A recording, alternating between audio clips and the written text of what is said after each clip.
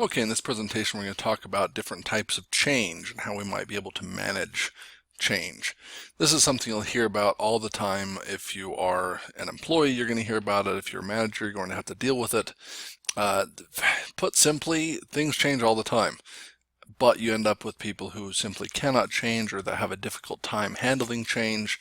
You'll have some people that just take it on the fly. Okay, something changed. I have a new boss, a new position, a new whatever, and they're fine with it almost immediately. Other people will literally take weeks or months to adjust to changes, however small. So it's something we have to be aware of and that we have to learn to manage. So two types of change. One, we have a reactive change, which is making changes in response to something. So something happened and we have to change to adjust to it. The weather could get colder, and so you'd make a change and start wearing a coat. That's a simple example. You could also have that the economy has fallen and your business is having a hard time, and so you're going to lay people off. That's a reactive change, an unpleasant one, but it happens. A proactive change, you're making carefully thought out changes in anticipation of things changing. Okay, also called a planned change. Things that you're saying, hey, you know what, I think things are going to change on us in the next little bit. Something is going to affect us, and so we're going to make some changes now to take care of those ahead of time. These are generally a lot better changes. You end up with both because you cannot anticipate everything, but the proactive changes, you are able to plan them out, make them more tactful, more strategic. You can be a little more careful with how this is done, where the reactive changes can be fairly blunt, to say the least. Now, inside an organization, what causes change? You have employee problems or you have managers' behavior. That's kind of narrows it down to the two groups of people you have inside of a company. Either one can cause some change. Now, when change is often needed, you have changing people. It's when you're changing their perceptions, their attitudes, their performance, their skills. Probably this is where you're going to spend most of your time. Okay, most change that we encounter is in things like reorganizations, where you have a different boss, a different well, the structure's down here, but you end up with different people on your team. Below you, above you, co-workers, colleagues, people are leaving, people are coming in. All of those things cause change, they cause friction, they cause stress. Every time, it doesn't matter if somebody is horribly disliked. It doesn't matter if everyone knew that they were going to be let go. Anybody being let go from an organization, whether it's a layoff, a reduction in force, a straight up firing, it causes waves, it causes problems. I've always kind of compared it to those animals. Was it coral or anemones? I'm not really sure. I can picture them in my mind. The ocean animals that spend their entire lives like attached to rocks. And they just kind of clamp on and they stay there for a while until they think that they might have a better chance somewhere else, and they'll detach and just kind of float in the waves until they bump up against another rock, and they'll grab hold of it again and they'll stay there for a while. Well, anytime there's somebody who's laid off, I kind of see it as everybody kind of detaches from the rock, right? And they kind of float a little bit until they settle back down and clamp in and get going again. It's hard, and it's harder for some people than others. Some people, it just destroys them. Others mostly shrug it off, but they're still looking around, waiting to see if they're the next one that's going to go. They might be jealous of the person who got to leave a bad situation. They might be jealous of where that person got to go. It just causes some waves. Changing technology. Anybody who's gone through a change from Windows 95 to Windows XP, or from XP to any of those things, it can cause some serious problems. And you have project managers, that's all they do is try to upgrade technology across an entire organization. Changing structures, your reorganizations, when things change, you're going from a tall to a flat organization, or you change your reporting structure. I've had situations where I've changed bosses 2 or 3 different times within a year, and that causes some friction. Changing strategy. You might be going from, think of Target when Walmart was knocking it off its pedestal. Their strategy changed quite a bit. And so you end up with probably a lot of meetings saying, all right, we used to be the people who could do things for cheap. Now we have to bump it up a little bit. We have to change our target market. We are going to change how we do things. Those are changing strategies. Now, why do people resist change? We can sit back theoretically or philosophically and talk about how change is inevitable, change happens all the time, change can be good, can be bad, it can be just a change. You can theoretically and philosophically, we can say this is probably a good thing. Things cannot get better unless there's a change, but more often than not, we see it as a negative thing. If your boss comes walking into a meeting and says, we're going to have some changes, well, likely those changes aren't going to be, we're giving you all extra money, or we're going to have more vacation days. Change we end up thinking of as a bad thing, and that's the individual's predisposition toward change. Do you see that as a positive or a negative? Some people it's just a part of life. It's not positive or negative, it's just change. Surprise and fear of the unknown. You know that if your boss walks into the room and says, we're going to have some changes, everybody is now slightly upset. Even the people who are the rock stars, the ones that are just, oh, I'm just the best here. And even if they're right, they're going to think, oh dear, what's going to happen now? Even if they are the rock star and they have a new boss who changes things, this is now new territory. It is not the norm. It is not the tried and true. It's unknown, and we do not like the unknown as a species. A climate of mistrust. If you've had experiences with companies, and I've worked with companies where there's a lot of change and most of it is negative, and guess what? People don't stay there for very long. That's just how that goes. If you have a climate of mistrust, you have a problem. Any change is going to be seen as negative, even if it is a positive. If you come in and say, we're going to change this, and it should be a positive, you're going to get negative feedback about that change just because that mistrust exists. Fear of failure. Some people are going to say, I love a good challenge. Yeah, but if you change things around and say, okay, now we're going to do it this way, they are worried that in the old way of doing things, they were successful. In the new way of doing things, they're not so sure. Loss of status or job security. Again, think about the little thing in the ocean kind of detaching from the rock. Okay, we've lost some of our job security. Things are changing. Things are shifting. We're not quite sure where we're going to land here.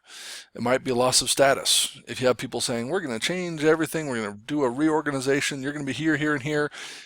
Some people get really, really wrapped up in job titles. And it's an interesting way to go through life, but some people are really, really wrapped up in that. And so if you go from a coordinator to a director, they're not going to like it. Or from a director to a coordinator, they're not going to like it.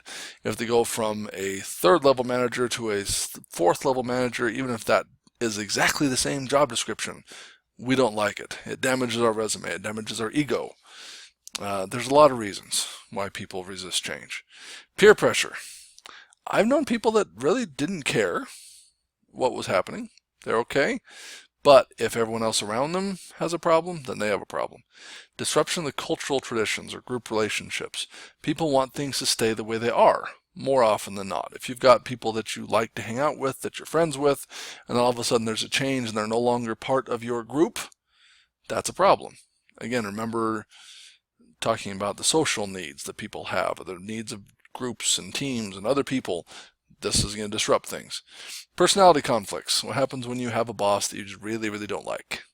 Well, I've seen people in one situation that the person thought that they had a certain boss coming, was transferring in, and they immediately quit. 2 weeks later, that boss moved back out again, and the person didn't need to quit.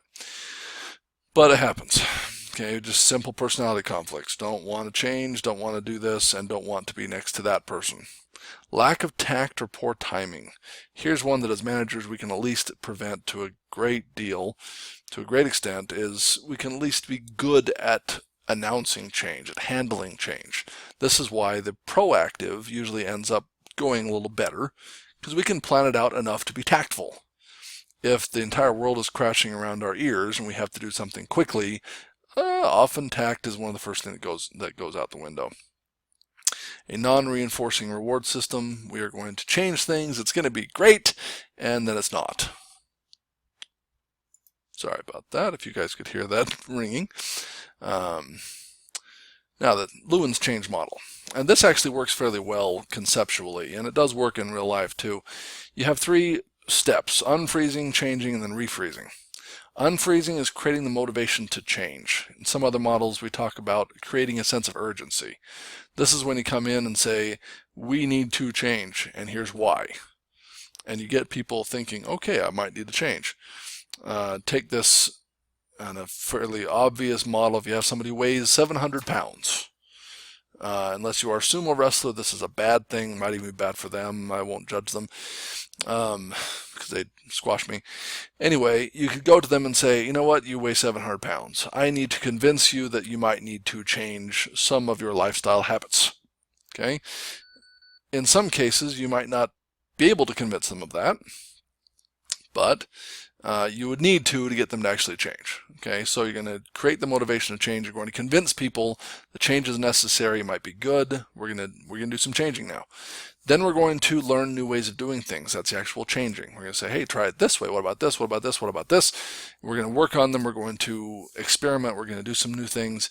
And then refreezing is when I say, okay, now that we've learned all of those things, we're going to keep doing them and keep doing them and keep doing them until that is the new norm. Okay, so it's not this, oh, we're changing right now. No, this is now the new norm. This is how we do things, and it will always be until the next time we change. So you will see people go through these 3 steps. Watch it next time there's a change in your workplace. You have the creating motivation to change, learning new ways, and then trying to make those into the norm. Now, innovation. People talk about change, and we don't like it that much in general if you were to poll people. But we do like innovation, and we claim to be innovative people and innovative companies, but we have to have change to have innovation, okay, by necessity. There is no innovation without a change. Now, a couple of myths about innovation. That happens in a eureka moment. You have to have a bolt of lightning hitting your brain to say, oh, hi, I've got it. No. It does not have to be. This is something you can work at and can simply evolve over time. Innovation can be systematized. Say, we'd like to be innovative now, so we're going to go through this certain process, and that will give us some innovations. Not exactly. That's not quite how it goes. Now, some different types, of innovation. Product innovation, where you're changing the appearance or performance of the product. Think about, the latest edition of the Ford trucks, Ram trucks. Okay, that's just a product innovation. You're changing a few things about the product. There we go. The process innovation, change in the way a product is conceived, manufactured, or disseminated. This is if you have a new product saying, okay, we now are going to send this out to China. We're going to change the way we make it. It's when you have a new manufacturing process that makes it 20% more efficient. We like process innovations. Product innovations are nice. They help us to sell. Process innovations help us to save money, typically, to become more streamlined, more efficient, faster. We like process innovations. All right, incremental innovation, creation of products, services, technologies that modify existing ones. Incremental, step-by-step, little bits of change, basically. All right, this is not huge. This is, we're going to get 25 miles per gallon instead of 24. Incremental. Radical innovation, we're going to make this thing electrical, not use gas at all. All right, they replace existing ones. These are where you just bust the entire industry in pieces and look at what we are doing now. Generally, car companies are saying they're doing a radical innovation when in fact it's an incremental innovation, right? Every commercial you see, this is the newest, greatest, most wonderful, and if you sat down in it, you'd say this is a car. All right, they're pitching this. It sounds really good, but it's really kind of more incremental innovations. But the important thing about innovation is that unless you are a strict monopoly, excuse me, a strict monopoly with absolutely no competitors, which does not really exist except in industries that nobody cares about, you're going to need to innovate. It's the only way to keep ahead of your competition, to keep a competitive advantage, and to keep customers coming back to you. So we have to have innovation. Innovation, by definition, includes a change, hopefully an improvement, but a change. So change is necessary for innovation to happen, and that means we're going to be managing innovation and change through our entire professional lives. So get used to it, analyze yourself, and figure out what your own ideas are about change and how well you react to it, and learn to both manage it and embrace it as it comes, because we have to have it. All right, thank you for listening to this presentation, and good luck this week.